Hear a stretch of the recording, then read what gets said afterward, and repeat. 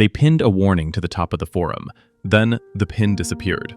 And so did the moderator. Screenshots remain. Explanations don't. Welcome to Lermo Stories. Verified threads, unverified endings. Keep scrolling. Silence has receipts. I started volunteering at Crestwood Care Home about 3 weeks ago. It's this old, 2-story building stuck on the edge of a small town that nobody really talks about. The kind of place with peeling paint and a faint, constant smell of antiseptic mixed with something like old wood and stale air. I signed up mostly because I needed community service hours, but the job turned out to be weirder than I expected. My shift is afternoons, usually 2 to 6 p.m., and the place is quiet during that time. Residents are either dozing or watching TV in the common room. I help with basic stuff, handing out snacks, tidying up, and occasionally sitting with some of the folks who don't get many visitors. I thought it'd be boring, but some things don't add up. First off, the staff here are weirdly distant.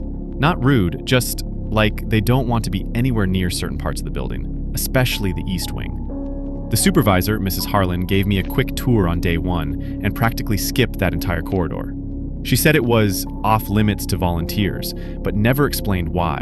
When I asked a nurse, she just muttered something about sensitive cases and changed the subject. The East Wing is where a handful of residents live who apparently require special care. I haven't seen much, but from what little I've glimpsed, their rooms are older and there's this thick layer of silence around that side of the building. No music, no chatter, just a constant hum from the old ventilation system. Yesterday, I was cleaning up in the common area when I noticed a faint tapping sound coming from that direction. It was rhythmic, almost like Morse code, but slow and irregular. I told one of the nurses, but she brushed it off as the building's settling. Still, the sound stuck with me. Later, while delivering snacks, I passed by the nurses' station near the East Wing and overheard a conversation. 2 staff were whispering about a patient named Mr. Albright. Apparently, he's been there for years, but doesn't respond to anyone, not even family. The nurse said, he hasn't spoken since the accident, but sometimes his eyes, they move on their own. That freaked me out. Eyes moving on their own? I mean, I get that people with dementia can be strange, but this was different. When I glanced toward the East Wing windows, I thought I saw a shadow move. It wasn't one of the residents I've met. I'm trying to tell myself it's just the weird angle of the light or my imagination. The hallway lights in that wing flicker constantly, like they're on the brink of failing. Makes the shadows stretch in odd ways. But there's something about that place that puts me on edge. Today, a resident named Mrs. Jensen asked me if I'd seen the man behind the curtain. She said it with this serious look, and I thought she meant a staff member or a visitor. When I asked who, she just smiled faintly and said, "You'll know when he's watching." I laughed it off at first, but now I'm not so sure. I'm going to try and see more tomorrow. I don't want to get in trouble, but something about the East Wing feels like the key to whatever is off about this place. If anything happens, I'll update. I'm back with an update. I couldn't shake the feeling about the East Wing, so today I decided to push the boundaries a bit. I know I'm not supposed to be there, but curiosity got the better of me. I waited until the shift was winding down, then slipped away from the main floor. The hallway leading to the East Wing is narrow. The walls stained a dull yellow from years of smoke or something. The fluorescent lights buzz and flicker unevenly, throwing long shadows that make the peeling wallpaper look like it's crawling. The smell gets stronger too, like something metallic mixed with old sweat and disinfectant. I passed the last nurse's station, which was empty, and cautiously walked toward Mr. Albright's room. His door was closed, but the old wooden frame looked warped, like it had been soaked and dried too many times. I heard the tapping again. Soft, slow, deliberate. Not a random noise, like someone was trying to get attention. The door was unlocked. I hesitated but pushed it open. Inside was dim, just a small lamp in the corner casting more shadows than light. Mr. Albright was sitting in his chair, facing the window, motionless. But his eyes, they were wide open and fixed on something behind me. I froze. I didn't want to turn around. Then the tapping stopped. I swallowed hard and turned. There was nothing there. The window was closed, but the curtain twitched slightly, like someone or something had brushed past it. I swear I heard a faint whisper, too. I blinked, and it was gone. I stepped back and noticed the floor near his chair had strange markings. Scratches, shallow but deliberate. not made by furniture but by something sharp, maybe nails or claws. I don't know how I didn't see it before. I decided to leave before I got myself into more trouble. As I shut the door, I caught movement from the corner of my eye. There was a thin figure standing at the end of the hallway, just beyond the light's reach. It looked like a man, but I couldn't see a face, just a dark shape. I called out, but no answer. When I looked again, the figure was gone. I made it back to the main floor, heart pounding. I told the nurse at the desk I wasn't feeling well and needed to sit for a bit. She didn't question me. Nobody here does. Later, Mrs. Jensen saw me sitting alone and came over. She asked if I saw him too, the man behind the curtain. I wanted to ask what that even meant, but she just smiled and said, "Some things don't want to be seen, but they watch all the same." I'm starting to think this place isn't just old and creepy, it's hiding something. Something that watches, waits, and taps. I don't know what it wants or why, but I'm scared I've already seen too much. If I don't update again, just know I'm done volunteering here. I don't know how to start this without sounding insane, but I can't keep it to myself anymore. Something happened today that pushed me over the edge. After last time, I told myself I'd stay away from the East Wing, but curiosity, or maybe stupidity, dragged me back. I wanted to see if the tapping would start again, or if that shadow figure would show up. I wasn't prepared for what I found. I arrived early, before anyone else showed up. The building was quiet, with only the faint hum of the heating system and the distant shuffle of morning routines. I made my way toward the East Wing, heart hammering in my chest. The door to Mr. Albright's room was open this time. The light inside was dim, but there was something on the floor near his chair, an old tattered notebook. I hadn't noticed it before. I picked it up carefully. The pages were filled with messy handwriting, shaky but deliberate. It was his diary. I sat down right there and started reading. His entries were fragmented and strange. He wrote about hearing voices, about someone watching through the walls. He described the tapping noise as a signal, a way to communicate with something beyond the building. The last entry chilled me the most. He said he was trapped in a place where time bends, and that the watchers don't blink. I looked up, and the room felt colder, heavier. Then I saw it, behind the curtain by the window, a faint outline of a figure standing motionless. Not quite solid, more like a shadow folded into itself. It didn't move, didn't breathe, but I felt its eyes burning into me. I dropped the notebook and stumbled back, nearly knocking over the lamp. The tapping started again, louder this time, but coming from all directions, walls, floor, ceiling. It was frantic, urgent, like a warning. I ran out of the room and didn't stop until I was outside the building, gasping for air. The morning sun felt strange, too bright, almost like it was trying to burn away the shadows I'd seen. I can't explain what's happening. The staff avoid the East Wing because they know what's there. The residents, like Mr. Albright, aren't just sick. They're prisoners of something ancient and watching. I don't know if it's a ghost or something worse, but it's real, and it's waiting. I'm done with Crestwood Care Home. Whatever I saw in that room, whatever taps on the walls, it's not meant for the living. If you ever find yourself near a place like this, listen to the silence, and don't look behind the curtain.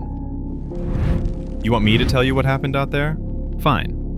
But you're gonna think I'm full of shit. Call came in just before noon. Vehicle off-road possible DOA east of Tonopah. Mile marker and a vague location.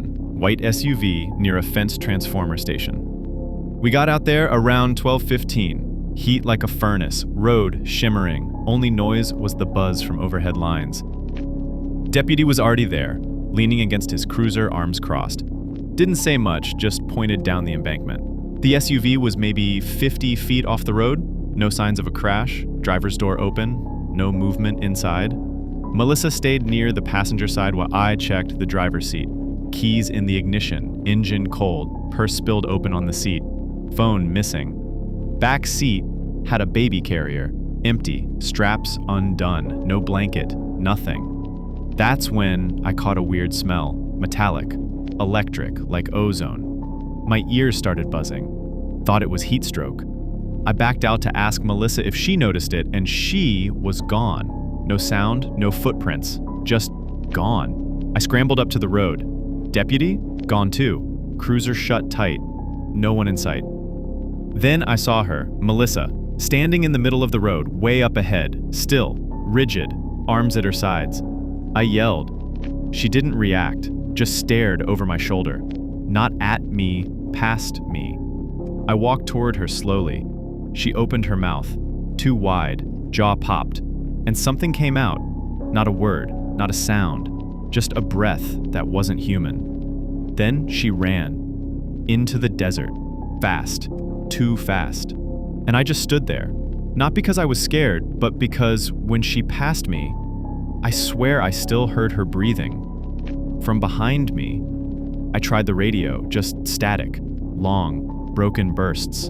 Phone was useless too, 0 bars. I grabbed the med bag and headed after her. Dust deepened with every step, like the ground wanted to hold me back. The air shimmered so bad it looked alive. About 10 minutes in, I found her shoe, half buried, toe bent, like she'd tripped. Next to it, tire tracks. Wide, not SUV. Heavy duty, maybe military. Then the hum stopped. No buzzing, no wind, just dead silence. That's when I heard the crying, faint. A baby. Sounded close, then far. Never in the same place twice. I followed it, stumbling through the heat. I started tasting blood. Then I saw it. A trailer. White. Rusted. No windows. Just sitting in the open like it had always been there. No path. No tire marks. Just desert around it. The crying came from inside. Louder now. But off. Like it was skipping. Wrong. I circled it. No vents. No seams. Just metal. Ice cold to the touch. Burning cold. And I saw my reflection in the side. But it wasn't me. It looked like me. It looked like me. Same uniform, same stance, but the face was off. Like someone built it from memory. Eyes too big. Mouth too smooth.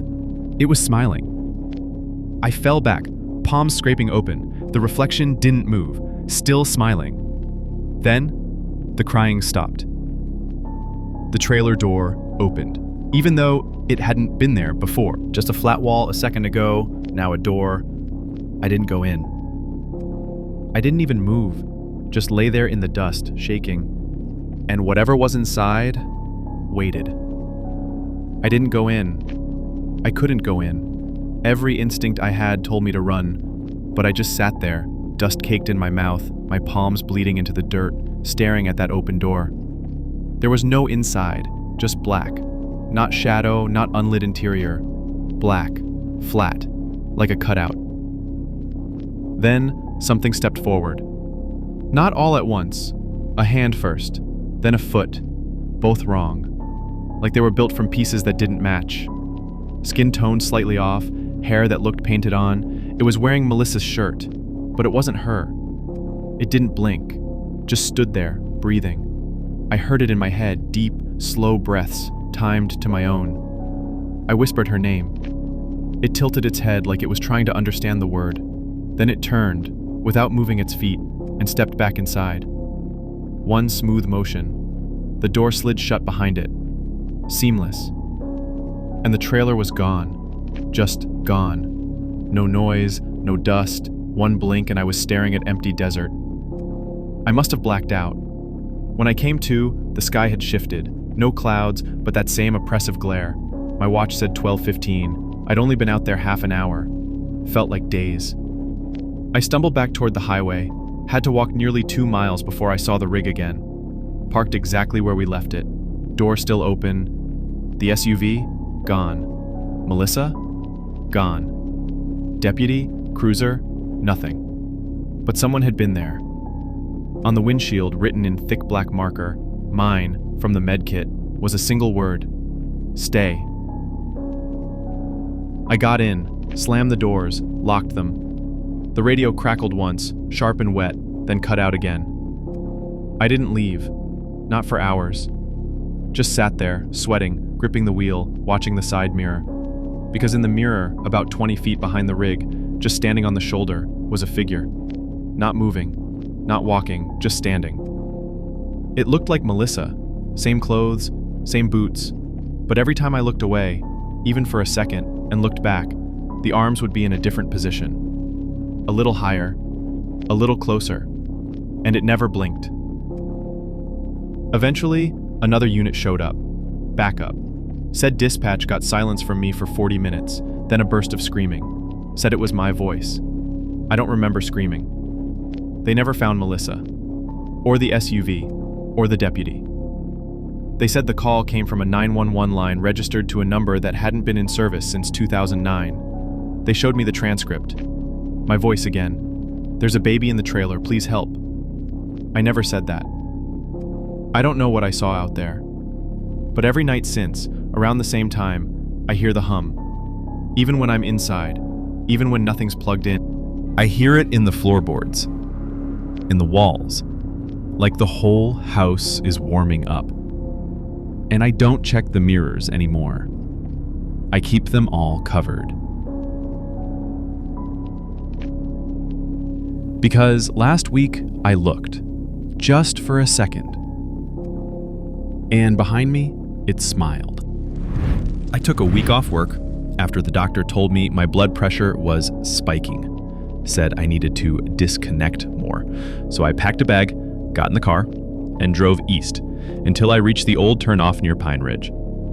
It's a closed national park now, but back in the day, my dad used to take me hiking there when things were simpler. I hadn't been back since I was a kid. No cell service, no traffic, just that kind of dead silence you only find deep in the woods. The gate was rusted and hanging off one hinge. I stepped over it and walked until the trees swallowed the road. The trail was still there, mostly, overgrown and narrow, but intact. The leaves underfoot were brittle, dry, and the air felt cooler than it should have. Not cold, just still. About half an hour in, I noticed the first sign that I wasn't alone. Someone had pitched a makeshift shelter a few yards off the trail, branches tied together with plastic bags and duct tape. There was an old camping stove, rusted through, and a pile of snack wrappers half buried under leaves. Looked abandoned, but not for long. I should have turned back then. Instead, I kept walking. The trail narrowed near a bend where the trees arched overhead like ribs. That's where I saw the first symbol, carved into a tree. 3 vertical lines, cleanly etched, with a short horizontal one through the middle. It wasn't graffiti. It looked practiced. I stopped, looked around. No sounds, no birds. Just that dry hush, like the woods were holding their breath. Further down, I found another mark. Same symbol, same height on the trunk. Then a third, 20 feet beyond. I took a picture with my phone, even though I had no signal, just in case. Then I found the clearing, not a natural one. Trees had been chopped down, unevenly, and the ground was packed flat, almost like someone had been walking in tight circles. In the center was a stool, a cheap plastic one, sun-faded and half buried in dirt. I walked around it once, heart thudding. There were footprints, fresh ones, not mine, heavy tread, like work boots. And then I heard it, the unmistakable click of a camera shutter, from somewhere behind me. I spun around, but no one was there. Just trees, dry, bare, motionless. I stood frozen for a second, listening, but all I could hear was my own breathing. Then another click, softer this time, but close. I turned again, scanning the trees, my hands suddenly shaking. Still nothing. I called out. "Hello?" No answer. I waited another few seconds, then started backing away from the clearing. I kept the trail behind me in sight, trying not to turn my back. It felt like something was waiting for me to do that. I must have walked 10 minutes without looking down, just watching the trees. When I finally glanced at my phone, I saw it had shut off, battery dead, even though it was full before I left. I didn't stop moving. Eventually, I found the main path again. But just before I stepped back onto it, I saw a tarp, folded but stained. Not mold, not dirt, something darker. I didn't touch it, just stared. Next to the tarp, wedged between 2 trees, was a small stack of Polaroid photos, face down. I shouldn't have looked. The top one was a blurry image of someone standing in the trail. Same spot I'd just walked through. The timestamp said it was taken today. The next showed me, head down, walking, unaware. Then another, and another. Different angles. Closer each time. I dropped the stack. I don't remember the walk back to the car. I only remember locking the doors and sitting there, breathing through clenched teeth. Eventually, I started the engine and drove. At home, I charged my phone. It wouldn't turn on for a few hours, then finally booted. The photo I took of the symbol on the tree? Gone. No trace of it in my gallery. That night, I couldn't sleep. I kept imagining footsteps on the carpet just outside my bedroom. Once, I swore I heard a knock. 3 slow, deliberate taps. I told myself it was just anxiety. But in the morning, when I went to take the trash out, I found something on the porch. A Polaroid. Fresh. Still curling at the edges. It was me, standing in the woods, at the edge of the clearing, looking over my shoulder. I didn't tell my wife. She would have said to call the police, but what would I even report? Someone took my picture in the woods and left it on my porch? No break-in, no damage, just a photo. Just presence. Still, I checked the locks. Every window, every door. I didn't sleep much. Every creak of the house made my skin tighten. I kept the porch light on all night. Next day, I drove to a hardware store and bought security cameras. I installed them myself, one facing the front door, one covering the backyard. Then, I sat in the living room and watched the live feed, half expecting something to flicker across the screen. Nothing did. Not that night. But the next morning, one of the cameras was dead. The one out back. No power, no damage, just completely bricked. The other was still working, but when I reviewed the footage, I found a blank gap around 3:13 a.m. 2 minutes of static. I didn't tell anyone at work what was going on. I started arriving late, leaving early, couldn't concentrate. I'd check the front step constantly, like I was waiting for something. It came 4 days later. Another Polaroid. This one was darker, blurry, taken through a window, my kitchen window. I could see myself inside, back turned, washing dishes. No reflection of whoever took it. That was the moment it stopped being paranoia. Someone had followed me from the trail. Someone had watched me, learned my routines. I pulled out my dad's old hiking maps that night, looking for alternate access points to Pine Ridge. There aren't many.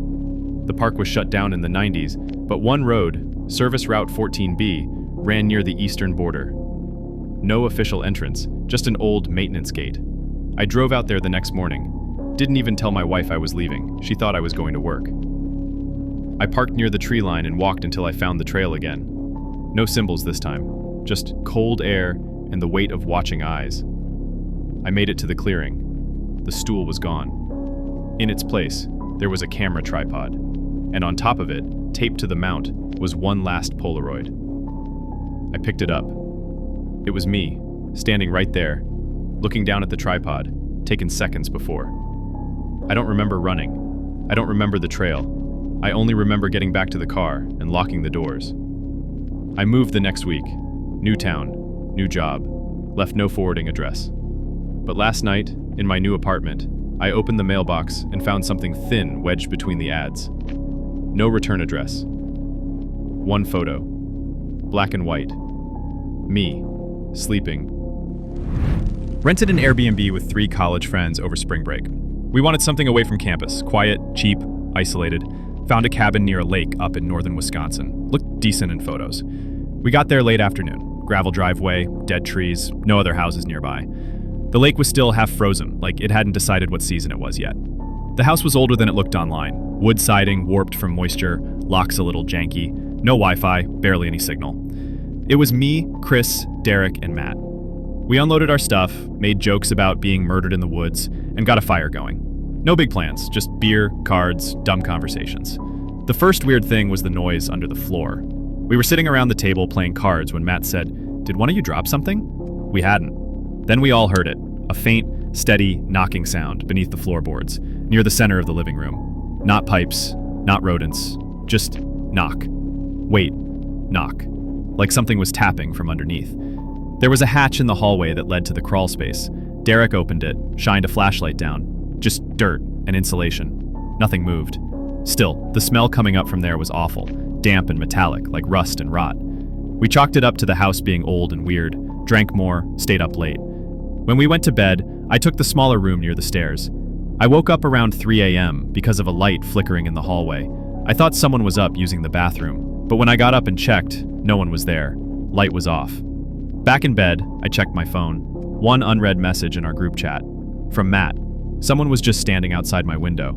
He hadn't opened the message yet. I replied, "You okay?" No answer. He came out 10 minutes later, pale as hell. Swore he saw someone out there, just standing still at the tree line. He wouldn't talk about it after that. Next morning, none of us wanted to admit we didn't sleep. We just packed sandwiches and went for a hike. The trail behind the cabin ran along the lake and disappeared into the woods. We followed it for maybe half a mile. Didn't talk much. Everyone was on edge, but pretending not to be. At one point, Derek stopped and pointed at something in the snow-mud mix near the path. Looked like a boot print. Normal enough, except it wasn't one of ours. Different sole pattern. Narrower. Fresher. We kept walking, less joking this time. The trail looped around and brought us back to the clearing behind the cabin. From there, you could see the back windows, and one of them was open. Not wide, but a few inches. We had all locked up. I was sure of it.